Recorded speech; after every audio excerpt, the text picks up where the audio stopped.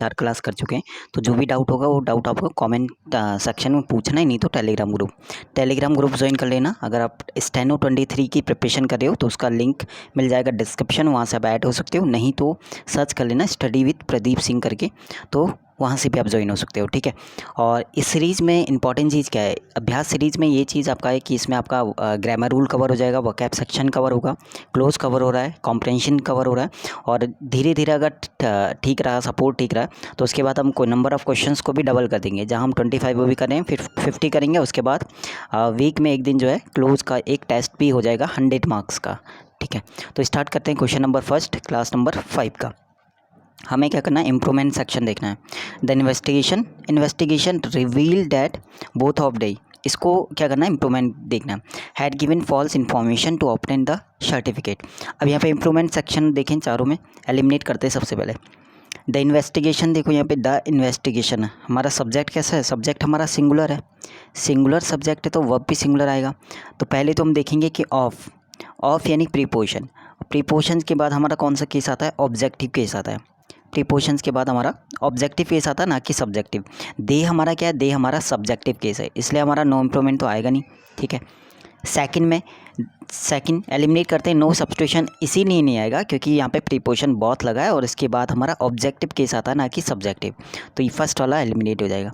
Second, the investigations क्या है, हमारा सिंगुलर है तो इस यहाँ पे सिंगुलर वर्ब आनी चाहिए थी, या तो आता रिवील्स होता तो भी ठीक होता, तो रिवील्स यहाँ पे है नहीं, यहाँ पे प्लूरल वर्ब है, इसलिए ये भी गलत है। थर्ड वाले में इन्होंने रिवील्स किया है, लेकिन अगर आप देखोगे आगे जाके हैड गिवन है, स्टार्टिंग इसका प्रेजेंट से हो रहा है और आगे जाके ये पास्ट बन जा रहा है, तो यहाँ पे ये इसलिए ये भी हमारा गिवन हो जाएगा। और थर्ड चीज़ ये है कि डैट और हाउ, यानी डैट हमारा क्वेश्चन मार्क वर्ड के साथ हम यूज़ नहीं करते, इस वजह से भी आप इसे एलिमिनेट कर सकते हो। हमारे पास बचा ऑप्शन नंबर 4 जो हमारा राइट हो जाएगा। द इन्वेस्टिगेशन रिवील्ड यानी V2 फॉर्म पास्ट में स्टार्ट हो रहा है, that both of them of यानी प्रीपोजिशन के बाद ऑब्जेक्टिव केस, और आगे जाके हैड गिवन यानी हमारा पास्ट का परफेक्ट में ही चल रहा है। फर्स्ट का हमारा 4th राइट हो जाएगा। सेकेंड देखते हैं, are you looking forward dash Nikhil again, इस वर्ड को नोट कर लेना, बहुत बार रिपीट हुआ है। लुकिंग फॉरवर्ड टू कल मैंने बोला था एक टुवर्ड्स वाला आया था क्लास नंबर, इससे पहले वाली क्लास में टुवर्ड्स करके, टुवर्ड्स यानी प्रीपोजिशन है, प्रीपोजिशन के बाद मैंने बोला कि जेरन फॉर्म आएगा, इन्फिनेटिव नहीं, प्रीपोजिशन के बाद जेरन फॉर्म आएगा, ठीक है। ऑलरेडी प्रीपोजिशन लगा हुआ है तो इन्फिनेटिव का यूज़ वहाँ पे होगा नहीं, ठीक है। यहाँ पे भी सेम ये फ्रेज है, इस चीज़ को याद करना। ये लिस्ट मैंने वहाँ पे टेलीग्राम ग्रुप में दे दिया है नॉन फाइनाइट वर्ब की, कि किसके बाद हमारा जेरन फॉर्म आता है, किसके बाद इन्फिनेटिव आता है, किसके बाद हमारा प्रेजेंट पार्टिसिपल, पास्ट पार्टिसिपल, ये सब चीज़ों का लिस्ट मैंने दे दिया था टेलीग्राम ग्रुप में, तो इसको याद कर लेना। मैं हर एक टॉपिक में आपका, हर एक क्लास में आपका, या हर एक सेट में आपका 2 या 3 क्वेश्चन, मिनिमम 2 क्वेश्चन मिलेंगे किसके, नॉन फाइनाइट वर्ब के। तो लुकिंग फॉरवर्ड टू होता है, ठीक है, और उसके बाद आईएनजी फॉर्म, तो लुकिंग फॉरवर्ड टू सिंग यानी सी थर्ड वाला इसका राइट हो जाएगा। क्वेश्चन नंबर 3 में हमें लगाना है PQRS यानी हमारा पैर एग्जाम्पल। एलिमिनेट करते हैं, पहले कौन सा नहीं आएगा। सेकंड नहीं आएगा क्योंकि इट से स्टार्ट हो रहा है, तो सेकंड यानी बी इन्होंने दिया नहीं। थर्ड वाला आ सकता, फोर्थ नहीं आएगा डी क्योंकि इन्होंने अंडर था तो वैसे भी नहीं दिया। अब आएगा फर्स्ट या थर्ड, तो पहले फर्स्ट पढ़ें। द इंटरेस्ट रेट्स ऑफर करता है, डिपेंड्स, इंटरेस्ट रेट अगर ऑफ़र किया जाता है वो डिपेंड करता है बैंक के ऊपर कि, और इसके ऊपर डिपॉजिट अमाउंट के ऊपर, और टेन्योर जो तुम चूज़ करते हो उसके ऊपर डिपेंड करता है क्या, इंटरेस्ट रेट। ए के बाद अगर बढ़ें, ए के बाद ये कह रहे हैं कि सी आना चाहिए या D. One of the best way to secure your money by investigation in fix deposit, इसके बाद सी के बाद आना चाहिए, या फिर हमारा ए के बाद D, under the fix deposit. देखो एक चीज़ ध्यान रखना, ए से तो हमारा सेंस नहीं बन रहा, अब हम लेते हैं सी को लो। वन ऑफ द सी वाला देखो, वन ऑफ द बेस्ट वे, एक बढ़िया तरीक़ों में से एक ही है कि सिक्योर, अपनी मनी को सिक्योर करने का, कैसे, इन्वेस्ट करना कहाँ पे, फिक्स डिपॉजिट में। और उसके बाद डी आप देखोगे ना, अंडर द फिक्स डिपॉजिट, यानी फिक्स डिपॉजिट की बात हुई है सी में, और उसके बाद तुरंत डी में फिक्स डिपॉजिट की बात हुई, यानी सी के बाद तुरंत डी आना चाहिए। सी के बाद सीधा एकदम डी कहीं पे इसमें नहीं है, सी के बाद डी इसमें नहीं है, सी के बाद डी है लेकिन यहाँ पे तुरंत बात नहीं है, सी के बाद डी यहाँ पे दिया हुआ है, सी डी के बाद बी आएगा। उसके बाद it is not only help, ये केवल हेल्प नहीं करता मनी सेव करने के लिए, बल्कि इसके अलावा ये हेल्प करता है एक सब्सटेंशियल इंटरेस्ट इसके ऊपर कमाने का। और इसके बाद इंटरेस्ट की बात करा बी में, तो इसके बाद तुरंत बात यहाँ पे इंटरेस्ट रेट की बात करा है उसने ए में, कि इंटरेस्ट रेट ऑफ़र करेगा वो डिपेंड करता है बैंक के ऊपर, डिपॉजिट अमाउंट के ऊपर, और जो टेन्योर तुम यूज़ करते हो उसके ऊपर डिपेंड करता है। तो ये तो हमारा हो जाएगा, इसका ऑप्शन नंबर ए हो जाएगा। फोर्थ अगर बात करें, I have been wondering, wondering के साथ प्रीपोजिशन याद कर लो, फिक्स प्रीपोजिशन क्या यूज़ करते हैं, about. I have been wondering about, तो वंडरिंग के साथ प्रीपोजिशन नोट कर लेना, नोट डाउन कर लेना इसे कि अबाउट यूज़ करते हैं, वंडरिंग अबाउट, ठीक है। तो ऑप्शन नंबर थर्ड हो जाएगा, कोई वो नहीं है। फिफ्थ में प्रे का मतलब होता है शिकार होना, प्रे का मतलब आप किसी का शिकार हो रहे हो, इसका एंटोनिम बताना है। सफरर मतलब अभी भी आप क्या है किसी प्रॉब्लम से जूझ रहे हो या परेशानी में हो। गेम का मतलब शिकार भी होता है, ये भी नहीं आएगा, इसका सिनो है। लूट का मतलब लूटना, तो वैसी हो, सेम मीनिंग देता है, ठीक है। और प्रीडेटर होता है शिकारी, ठीक है, जो शिकार करता है, ये शिकार करता है और ये शिकार होता है, यानी दोनों आपस में क्या हो गए, एंटोनिम हो गए। तो फर्स्ट का डी ऑप्शन इसका राइट। फिफ्थ वाला थोड़ा बहुत ठीक था। C set it is good to be true, हमें क्या बताना है, इनडायरेक्ट बताना। सी सेट इट इज़ यानी आपका प्रेजेंट का है, तो किस में चेंज हो, पास्ट का, तो पास्ट में यानी इज चेंज हो जाएगा वॉज में। अब हमें वॉज देखना है। पहला है she said that it was good to be true, हो सकता है फर्स्ट वाला। She said that it were, it के साथ वर तो आएगा नहीं, ठीक है। सेकंड वाला एलिमिनेट हो जाएगा। सी इज सेइंग तो वैसे ही नहीं होगा, गलत। फोर्थ में सी सैड लिखा है ना कि सी सेज हो जाएगा। तो बाकी तीन ऑप्शन हमारे एलिमिनेट हो गया, हमारा सिर्फ कौन सा बच जाएगा, पहला वाला ऑप्शन। 7 है इनस्क्रूटेबल, इनस्क्रूटेबल का मतलब होता है, स्क्रूटनी मतलब होता है जांच करना, इनस्क्रूटेबल जिसमें जांच ही ना हो। अगर एक और चीज़ से इससे आप समझोगे, इनस्क्रूटेबल ये कोई केस है, ठीक है, आप इसको देख रहे हो, लेकिन ये केस इतना ज़्यादा उलझा हुआ है कि आप इसे समझ ही नहीं पा रहे हो, आप इस चीज़ को सॉल्व ही नहीं कर पा रहे, यानी आप एक और मीनिंग कह सकते हो, आप इस केस को समझ ही नहीं पा रहे हो, और इस चीज़ को आप समझ नहीं पा रहे हो, तो इसका एक वर्ड यहाँ पे दिया है एक्सप्लिकेबल, जिसको समझाए ना जिसके, या जिसको एक्सप्लेन ही नहीं किया जा सकते, तो वो कैसा होगा, उलझा होगा। तो इसका बी ऑप्शन राइट होगा, सिनोनिम। इनएविटेबल जिसे टाला ना जा सके, इनक्रेडिबल जो एकदम शानदार होता है, ठीक है, अविश्वसनीय जिस, और इनडेलिबल जिसे मिटाया ना जा सके। तो ये तो हो गया हमारा बी ऑप्शन इसका राइट। ऑप्शनल का मतलब होता है जो एक ऑप्शन है कि ज़रूरी है, कर भी सकते हो, नहीं भी, तो दोनों ऑप्शन आपके पास है, येस और नो वाला।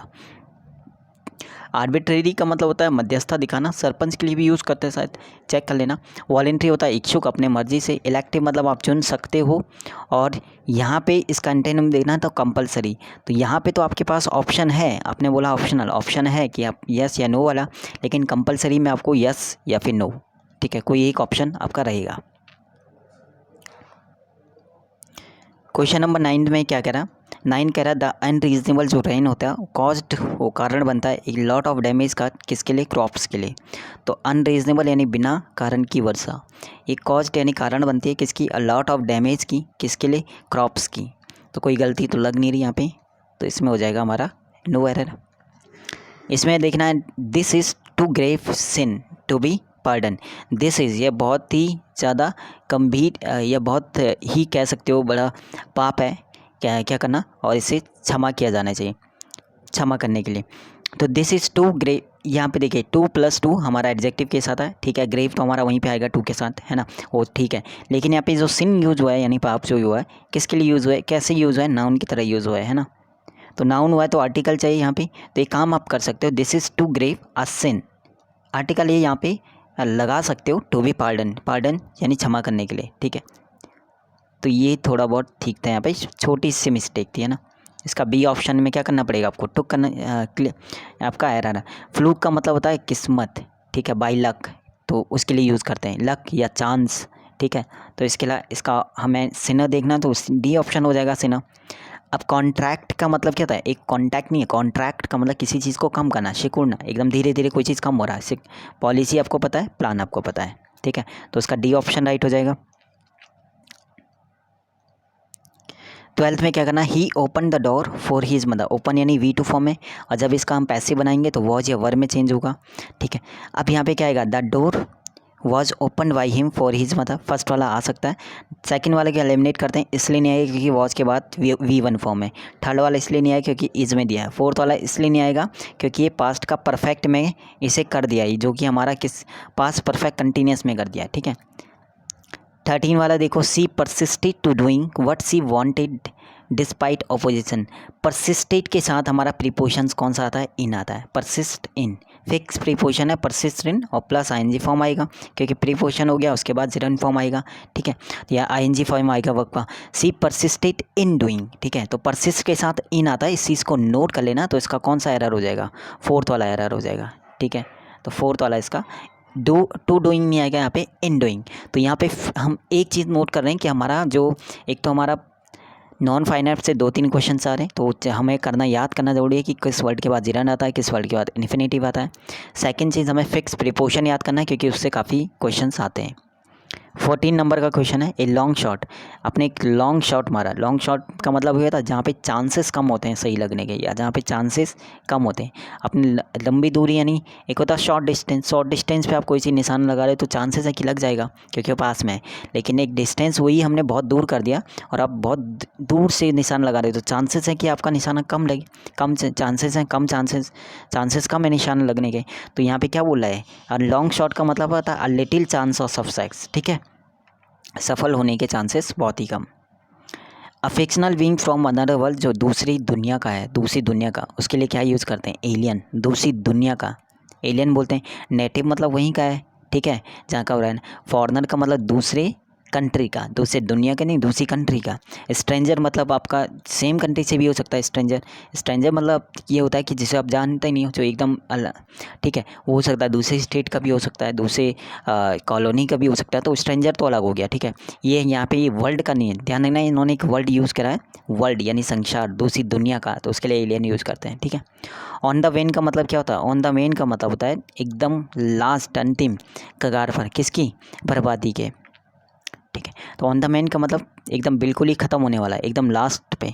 तो लास्ट के लिए कौन सा यूज़ करते हैं? ऑन द डेक्लाइन, धीरे धीरे। डेक्लाइन का मतलब एक ऐसी कंडीशन जहाँ पे वो क्या हो रहा है? ख़त्म हो रहा है, तो उसके लिए यूज़ करते हैं ऑन द वेन। 17 है the poems of great English poets are being. Are being हमारा कब होता है? जब हमारा कंटिन्यूस में टेंस होता है। और आर बीइंग कंटिन्यूस में हमें ढूंढना है, किस में? प्रेजेंट का कंटिन्यूस ढूंढना है। तो फर्स्ट वाले में तो ऐसा कुछ नहीं दिया है क्योंकि इन्होंने ईडी फॉर्म कर दिया, यानी पास्ट का इंडेफिनिट। सेकंड हो सकता है दे आर, क्योंकि प्रेजेंट का कंटिन्यूस ढूंढना है, तो they are translating the poems. Third वाला नहीं होगा क्योंकि इन्होंने पास्ट का इंडेफिनिट कर दिया। फोर्थ वाला नहीं होगा क्योंकि इन्होंने इसे पास्ट में कर दिया। तो ऑप्शन नंबर 20 का राइट हो जाएगा। 18 में हमें इनकरेक्ट बताना है। हेस्टिन का मतलब होता है बहुत ही जल्दबाजी में जो रहता है, ठीक है।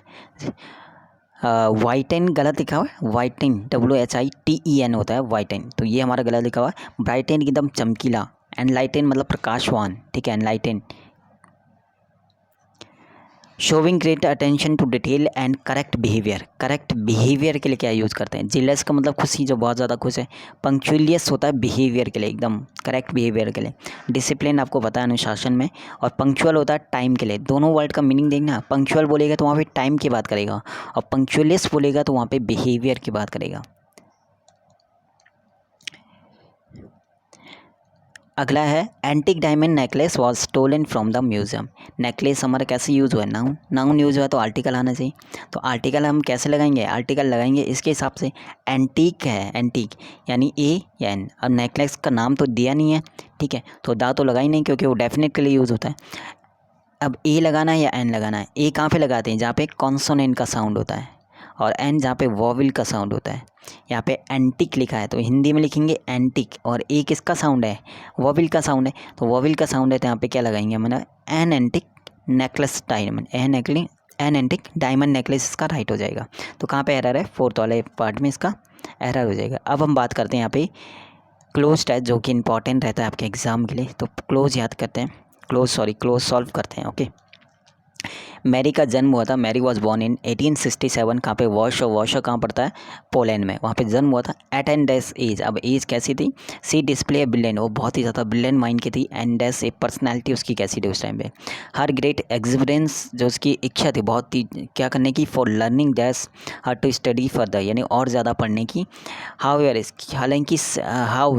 हालांकि सी बिकेम, वह हो गई क्या? डैश व्हेन सी लर्न, उसने जब लर्न किया या चीज़ें देखी उसने, डैट की जो यूनिवर्सिटी है वॉज क्लोज हो गई, किसके लिए? वुमेन के लिए। तो जब ये चीज़ सुनेगी तो क्या होगा? डेटरमाइन, उसने डेटरमाइन किया रिसीव हायर एजुकेशन पाने का। एंड सी ज्वाइन, उसने ज्वाइन किया क्या? फ्रेंच यूनिवर्सिटी को।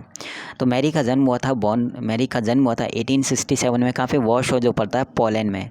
एटाइन क्या होता है? इन्फेंट, मतलब शिशु वाले एज में नहीं, अर्ली एज बोल सकते हैं, शुरुआती एज में। इग्नोरेंट एज तो नहीं होगा, और यंग एज की बात नहीं करेगा कि यंग एज में ऐसे नहीं कि ब्रिलियंट माइंड होता है और शार्प पर्सनल, ऐसे नहीं होता। एट एन अर्ली एज, क्योंकि बहुत टाइम पहले की बात कर रहा है 1867, तो एट एन अर्ली एज, तो अर्ली एज में वो बहुत ही ब्रिलियंट माइंड की थी। और उस ब्रिलियंट माइंड होगा तो पॉजिटिव वर्ड है ना, ब्रिलियंट माइंड मतलब पॉजिटिव वर्ड है, तो हमारे पास उसकी पर्सनैलिटी भी कैसे आएगी? पॉजिटिव आएगी। आप ब्रूटल देखो ना, ब्रूटल मतलब निर्दयी, पर्सनैलिटी निगेटिव आएगी। ब्लोटेड का मतलब भी वही होता है, एकदम कोई चीज़ होता है ना बेकार वाला चीज़ है, डैमेज्ड वाला, उसके लिए यूज़ करते हैं, मतलब ख़राब चीज़ के लिए होता है। ब्लोटेड आप यूज़ करते हो तो जो मतलब ब्लो यूज़ करते हैं ना, ब्लो मतलब हवा के लिए यूज़ करते हैं, ठीक है। हवा से कोई चीज़ बहुत ज़्यादा क्या हो गया? ख़राब हो जाना है, इस टाइप से रखा हुआ खुले में, तो उसके लिए भी यूज़ कर सकते हो। ब्लीड का मतलब था खुश मिजाज वाला, खुश, तो उसका एक माइंड ब्रिलियंट माइंड की थी, और उसका और एक ऐसी पर्सनैलिटी थी, मतलब खुश मिजाज वाली पर्सनैलिटी, ठीक है, फ्रेंडली कह सकते हो ऐसी पर्सन, तो सी ठीक है। और ब्रूज भी हमारा एकदम वही होता है, डैमेज्ड, ठीक है। तो नेगेटिव वर्ड है। अब देखो ना, पहला दूसरा चौथा नेगेटिव वर्ड है, और सेंटेंस का जो पैसेज का जो टोन है वो पॉजिटिव है, तो सी वाला ऑप्शन राइट हो जाएगा।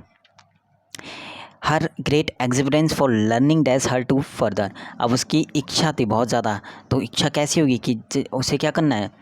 स्टडी करना है और ज़्यादा, तो उसके लिए क्या करना है? प्रपोज तो ही करेगी, उसकी इच्छा है, प्रॉमिस तो नहीं करेगा, प्रॉमिस तो ही करेगी खुद से, ठीक है। प्रोजेक्ट की तो कोई बात नहीं होगी। प्रॉम्प्ट एक वाला है, प्रॉम्प्ट का मतलब तुरंत कोई चीज़, तुरंत प्रतिक्रिया देना, ठीक है, तुरंत, ये जल्दी के लिए यूज़ होता है। तो उसकी इच्छा ये थी कि वो जल्दी से क्या करे? स्टडी करे और ज़्यादा। हाउएवर सी बिकेम, और वो क्या हो गई? डैश क्या हो गई? वो डिसेबल, पूरी तरह बिखर गई, बिखरना, एकदम फैलाना, फैल थोड़ी जाएगी वो। डिस्टिंग्विश मतलब भेदभाव, डिफरेंट थोड़ी कर जाएगी, डिफरेंट करना, डिफरेंस करना, ठीक है, डिफरेंस करना, तो डिफरेंस तो कई बात नहीं कर रहा है। डिसफिगर का मतलब एकदम ख़राब हालत, एकदम मतलब जो होता है कि फेस ख़राब, एकदम बहुत ही अजीब गरीब दिखना, ऐसा कुछ नहीं था। डिसग्रुंटेड एक वर्ड दिया जिसका मतलब होता है दुखी होना, एकदम निराश होना। और यहाँ पे आगे लिखना है दुखी इसलिए हुई क्योंकि जो यूनिवर्सिटी थी वो बंद हो गई थी, किसके लिए? वुमेन के लिए, तो इसका डी ऑप्शन क्या हो जाएगा? राइट हो जाएगा। क्लोज्ड, उसके बाद किसके लिए? वुमेन के लिए, तो क्या लगाएंगे? क्लोज टू वुमेन, ठीक है। तो फिफ्थ वाले में क्या आएगा? Close to women. तो यहाँ पे जो भी डाउट होगा इस वाले पार्ट में, इस वाली क्लास में, तो आपको क्या करना, उसका वो चीज़ क्वेश्चन नंबर डाल देना और कमेंट कर देना उस क्वेश्चन नंबर को, ताकि नेक्स्ट क्लास में उस चीज़ को मैं और अच्छे से डिस्कस करूँ। नहीं तो टाइम मिला तो मैं कमेंट पे ही रिप्लाई कर दूँगा, नहीं तो टेलीग्राम ग्रुप ज्वाइन कर लेना, वहाँ पे वो चीज़ का मैं एक्सप्लेनेशन दे दूँगा और अच्छे तरीके से, ताकि वो चीज़ और ज़्यादा क्लियर हो जाएगी, ठीक है। बाकी मिलते हैं नेक्स्ट वीडियो में, ताकि शुक्रिया, टेक केयर, बाय बाय।